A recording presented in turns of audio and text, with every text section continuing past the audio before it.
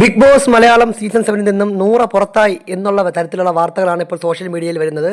അതൊരിക്കലും ഉറപ്പിച്ച് പറയാൻ പറ്റാത്ത ഫേക്ക് ആയിട്ടുള്ള വാർത്തയാണെന്നാണ് തോന്നുന്നത്. കാര്യം ശനിയാഴ്ചത്തെ എപ്പിസോഡ് ഷൂട്ടിംഗ് കഴിഞ്ഞതേ ഉള്ളൂ. ഞായറാഴ്ചത്തെ എപ്പിസോഡ് ഷൂട്ടിംഗ് ഇനിയാണ് നടക്കേണ്ടത്.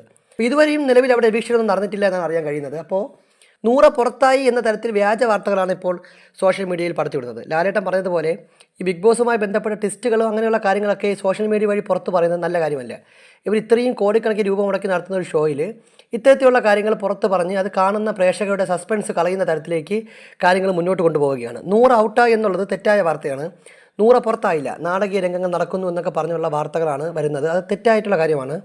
100 ഇതുവരെയും എവിക്റ്റ് ആയിട്ടില്ല. 100 എന്നല്ല, ആരും ഇതുവരെയും എവിക്റ്റ് ആയിട്ടില്ല. കാര്യം സൺഡേ എപ്പിസോഡ് ഷൂട്ടിംഗ് ഇനിയാണ് നടക്കേണ്ടത്.